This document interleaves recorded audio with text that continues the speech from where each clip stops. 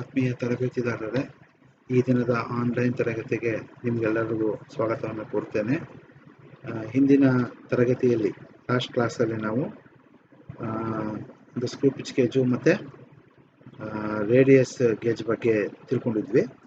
Radius gauge ಅಂದರೆ ಏನು, ಮತ್ತು ಕಾನ್ಕೇವ್ ಕಾನ್ವೆಕ್ಸ್ಗಳನ್ನ ಚೆಕ್ ಮಾಡೋಕ್ಕೆ ರೇಡಿಯಸ್ ಆ್ಯಂಡ್ ಫಿಲೆಟ್ ಗೇಜ್ಗಳನ್ನ ಬಳಸ್ತೀವಿ ಅಂತ ಲಾಸ್ಟ್ ಕ್ಲಾಸಲ್ಲಿ ತಿಳಿದಿದ್ವಿ. ಈಗ ಇವತ್ತಿನ ತರಗತಿಯಲ್ಲಿ ಮುಂದುವರೆದು ಫೀಲರ್ ಗೇಜ್ ಬಗ್ಗೆ ತಿಳ್ಕೊಳ್ಳೋಣ. ಅಂದರೆ ಫೀಲರ್ ಗೇಜ್ ಅಂದರೆ ಏನು, what is the futures of feeler gauge, ಮತ್ತು sizes and uses of feeler gauge, ಇದು ಇವತ್ತಿನ ಒಂದು ವಿಷಯ. ಸಾಮಾನ್ಯವಾಗಿ ಈಗ ಆಲ್ರೆಡಿ ನಾನು ಹೇಳ್ದಂಗೆ ಗೇಜಸ್ ಅಂತ ಹೇಳಿದಾಗ ಇದೊಂದು ಚೆಕ್ಕಿಂಗ್ ಇನ್ಸ್ಟ್ರೂಮೆಂಟ್ಸ್ ಅಂತ ಆಲ್ರೆಡಿ ಹೇಳಿದ್ದೀವಿ. ಈಗ ನೀವು ಆ ಮೊದಲ ಚಿತ್ರದಲ್ಲಿ ನೋಡಿದ್ದೀರಿ, ಇದು ಅದೇ ಥರ screw pitch gauge radius gauge ಥರನೇ. ಇದು ಏನಪ್ಪ ಅಂತ ಹೇಳಿದ್ರೆ ಎರಡು ಮೇಟಿಂಗ್ ಪಾರ್ಟ್ಸ್ಗಳ ಗ್ಯಾಪ್ಗಳನ್ನ ಚೆಕ್ ಮಾಡ್ತಕ್ಕಂಥದ್ದು. ಅಂದರೆ ಯಾವುದೇ ಎರಡು ಪಾರ್ಟು ನಾವು ಸೇರಿಸ್ತೀವಿ, ಫಿಟ್ ಮಾಡ್ತೀವಿ, ಆ ಗ್ಯಾಪನ್ನು ಚೆಕ್ ಮಾಡ್ಬೋದು, ಅಥವಾ ಪ್ಲಗ್ ಗೇಜ್ಗಳನ್ನ ಗ್ಯಾಪ್ಗಳನ್ನ ಚೆಕ್ ಮಾಡ್ಬೋದು. ವೆಹಿಕಲ್ ಪ್ಲಗ್ ಗೇಜ್ ನೋಡಿರ್ತೀರ ನೀವು, ಅದನ್ನು ಚೆಕ್ ಮಾಡೋದಾಗ್ಬೋದು. ಈ ತರಹ ಕೆಲಸಗಳಿಗೆ ನಾವು ಈ ಫೀಲರ್ ಗೇಜನ್ನು ಬಳಸ್ತೇವೆ. ಸೊ ಇದ್ರ ಬಗ್ಗೆ ಹೆಚ್ಚಿನ ಮಾಹಿತಿಯನ್ನು ಪಡ್ಕೊಳ್ಳೋಣ. A feeler gauge consists of a number of hardened and tempered steel blades of various thickness mounted in a steel case. ಈಗ ಆಲ್ರೆಡಿ ನಾವು ಹಿಂದೆ ನೋಡ್ದಂಗೆ ಸ್ಕ್ರೂ ಪಿಚ್ ಗೇಜ್ ಆಗಬಹುದು, ರೇಡಿಯಸ್ ಆ್ಯಂಡ್ ಫಿಲೆಟ್ ಗೇಜ್ ಆಗಬಹುದು, ಇವೆಲ್ಲದಕ್ಕೂ ಸ್ಟೀಲ್ ಕೇಸ್ ಇರೋದು, ಅದರೊಳಗೆ number of blades ಇರೋದು.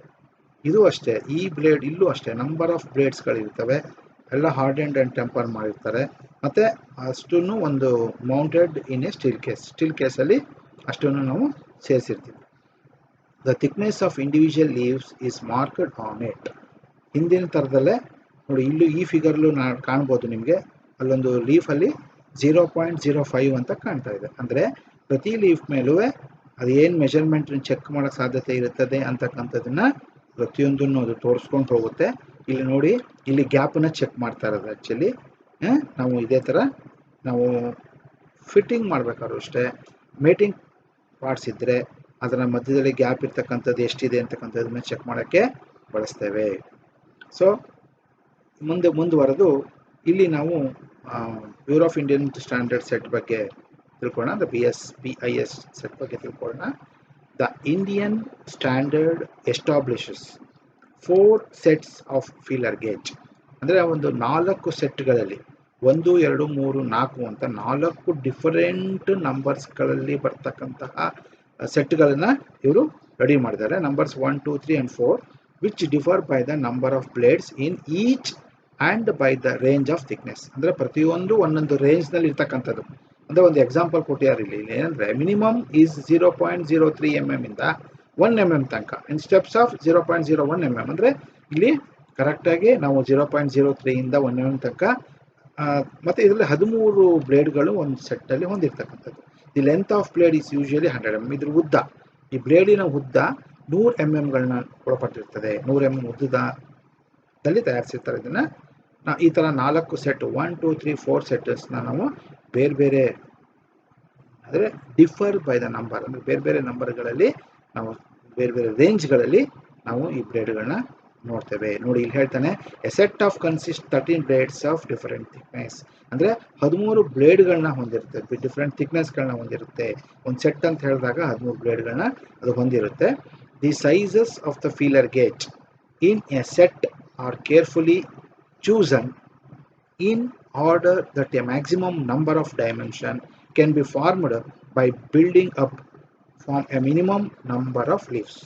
ಅಂದರೆ ಸಾಧ್ಯವಾದಷ್ಟು ನಾವು ಕೇರ್ಫುಲ್ ಆಗಿ ಆಯ್ಕೆ ಮಾಡ್ಕೋಬೇಕು. ಅಂದರೆ ಯಾವ ಸೈಜು ನಮಗೆ ಬೇಕಾಗುತ್ತೆ ಆ ಲೀಫನ್ನು ಮಾತ್ರ ಆಚೆ ತಗೋಬೇಕು.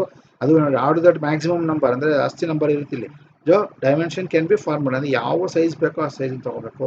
By building up from a minimum number of leaves, ಎಷ್ಟು ಸಾಧ್ಯವೋ ಆಚೆ ತಕ್ಕೊಂಡು ಅದ್ರ ಕಡಿಮೆ ನಂಬರ್ಸ್ಗಳನ್ನ ತೆಕ್ಕೊಂಡಿದ್ದು ನಮ್ಗೆ ಯಾವ್ದು ಬೇಕೋ ಅದನ್ನು ಚೆಕ್ ಮಾಡ್ಕೊಳ್ಳೋಕ್ಕೆ ನಾವು ಬಳಸ್ಕೋಬೇಕಾಗ್ತದೆ.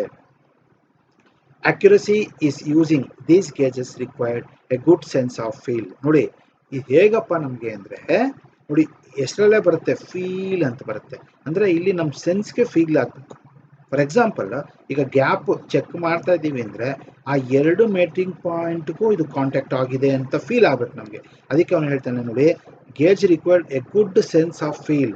ನಮಗೆ ಸೆನ್ಸ್ ಅಂದರೆ ಫಾರ್ ಎಕ್ಸಾಂಪಲ್ ನಿಮ್ಗೊಂದು ಗೊತ್ತಿರ್ಬೋದು, ಬಿಸಿ ಮುಟ್ಬಿಟ್ರೆ ಏನಾಗುತ್ತೆ, ನಮಗೆ ಕೈ ಸುಟ್ಟು ಅಂತ ಕೈ ಎತ್ಕೊಂಡ್ಬಿಡ್ತೀವಿ, ಐಸ್ ಇಟ್ಕೊಂಡ್ಬಿಡ್ತೀವಿ ಸಡನ್ನಾಗಿ, ಅದು ಇಟ್ಕೊಂಡ್ರೆ ಏನಾಗುತ್ತೆ, ಜುಮ್ ಅಂತ ಕೈನ ವಾಪಸ್ ಹಿಂದೆ ಪಡಿತೀವಿ. ಇವೆಲ್ಲ ಸೆನ್ಸ್ ಆಗ್ತಕ್ಕಂಥದ್ದು. ಹಾಗೆ ಇಲ್ಲೂ ಅಷ್ಟೇ, ಈ ಫೀಲರ್ ಗೇಜ್ನ ಬಳಸ್ಬೇಕಾದಾಗ ನಮಗೆ ಸೆನ್ಸ್ಗೆ ಫೀಲ್ ಆಗಬೇಕು, ಅದು ಟಚ್ ಆಗಿದೆ ಅಂತಕ್ಕಂಥದ್ದು, ಆ ಗ್ಯಾಪನ್ನು ಕವರ್ ಮಾಡ್ತಾ ಇದೆ ಅಂತಕ್ಕಂಥದ್ದು. ಈ ಥರ ನಾವು ಈ ಗೇಜಸ್ನ ನಾವು ಬಳಸ್ಕೊಳ್ತಕ್ಕಂಥದ್ದು. ಈಗ ಇದ್ರ ಬಳಿ ಫೀಲರ್ ಗೇಜಸ್ ಆರ್ ಯೂಸ್ಡ್ ಅಂದರೆ ಇದನ್ನು ಏನೇನು ಎಲ್ಲೆಲ್ಲಿ ಯೂಸ್ ಮಾಡ್ತೀವಿ, ಎಲ್ಲಿ ಬಳಸ್ಕೊಡ್ತೀವಿ, ಎಲ್ಲೆಲ್ಲಿ ಉಪಯೋಗ ಬರುತ್ತೆ ನಮಗೆ ಅನ್ನೋದನ್ನು ತಿಳ್ಕೊಳ್ಳೋಣ. ವಿದ್ಯಾರ್ಥಿಗಳೇ, ಈ ಮಧ್ಯದಲ್ಲಿ ಕರೋನಾ ಜಾಸ್ತಿ ಆಗ್ತಾ ಇದೆ, ಆದಷ್ಟು ಮನೇಲಿರಿ, ಮಾಸ್ಕನ್ನು ಹಾಕ್ಕೊಳ್ಳಿ, ಆಮೇಲೆ ಡಿಸ್ಟೆನ್ಸನ್ನು ಮೇಂಟೈನ್ ಮಾಡಿ. ಮುಖ್ಯವಾಗಿ ಆಲ್ರೆಡಿ ಡಿಸ್ಟೆನ್ಸ್ ಇದ್ದಷ್ಟು ನಿಮ್ಮ ಆರೋಗ್ಯ ಚೆನ್ನಾಗಿರ್ತದೆ, ನೀವು ಹೆಲ್ತಿಯಾಗಿರ್ತೀರ. ಆಮೇಲೆ ಇಲ್ಲಿ ಕೊಡ್ತಕ್ಕಂಥ ನೋಟ್ಸ್ನೆಲ್ಲ ಕಂಪಲ್ಲಾಗಿ ನೋಟ್ಸ್ನಲ್ಲಿ ಬರೀರಿ. ನಂತರ ಕಾಲೇಜಿಗೆ ಬರುವಾಗ ನೋಟ್ಸ್ನೆಲ್ಲ ತಂದು ನಮ್ಗೆ ವೆರಿಫೈ ಮಾಡಿ ಚೆಕ್ ಮಾಡಿಸಿ sign ಹಾಕ್ಸ್ಕೊಳ್ಳಿ.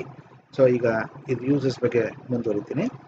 To check the gap between the mating parts ಅಂದರೆ ಯಾರೇ ಹೇಳಿದೆ, ಎರಡು ಪಾರ್ಟ್ಗಳು ಎಲ್ಲಿ ಸೇರುತ್ತೆ, ಆ ಸೇರ್ತಕ್ಕಂತಹ ಎರಡು ಪಾರ್ಟ್ಸ್ಗಳ ಮಧ್ಯೆ ಗ್ಯಾಪ್ ಏನಿದೆ, ಆ ಗ್ಯಾಪನ್ನು ಮಧ್ಯದಲ್ಲಿ ಎಷ್ಟು ಗ್ಯಾಪ್ ಇದೆ ಅಂತಕ್ಕಂಥದ್ದನ್ನು ಚೆಕ್ ಮಾಡಿ.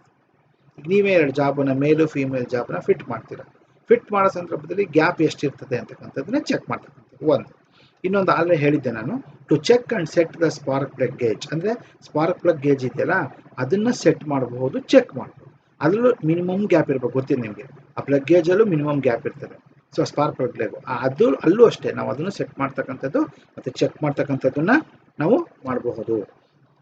ಆಮೇಲೆ to set the clearance between the fixture and the cutter tool for machining the job ಅಂದರೆ ಈಗ ನಾವು ಮೆಷಿನ್ನಲ್ಲಿ ನಾವು ಕಟ್ ಮಾಡ್ತೀವಿ, ಕೆಲಸಗಳನ್ನೆಲ್ಲ ಅಡ್ಜಸ್ಟ್ ಮಾಡ್ತೀವಿ, ಸೆಟ್ ಮಾಡ್ತೀವಿ, ಫಿಕ್ಚರ್ನ ಬಳಸ್ಕೊಂಡು ಹೋಲ್ಡ್ ಮಾಡ್ತೀವಿ.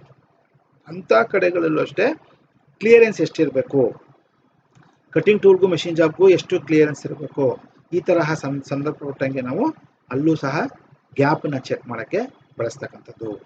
ಆಮೇಲೆ to check and measure the bearing clearance. ನೋಡಿ, ಈಗ ಬೇರಿಂಗ್ ಇರುತ್ತೆ, ಶಾಫ್ಟು ಬೇರಿಂಗ್ ಎಲ್ಲ ಇರ್ತದೆ, ಆ ಬೇರಿಂಗು ಎಷ್ಟು ಗ್ಯಾಪ್ ಇದೆ ಅಂತಕ್ಕಂಥದ್ದು ಚೆಕ್ ಮಾಡೋದು. And for many other purposes where specified clearance must be maintain ಅಂದರೆ ಎಲ್ಲೆಲ್ಲಿ ಈ ಕ್ಲಿಯರೆನ್ಸ್ಗಳಿರಬೇಕು ಅಥವಾ ಎಲ್ಲೆಲ್ಲಿ ಸ್ಪೇಸಸ್ ಇರ್ತದೆ ಅಲ್ಲಿ ಎಷ್ಟಿರಬೇಕು, ಅದನ್ನ ಎಲ್ಲೆಲ್ಲಿ ಮೇಂಟೈನ್ ಮಾಡಬೇಕು ಅಂಥ ಕಡೆಗಳಲ್ಲೆಲ್ಲ ಬಳಸ್ತೀವಿ.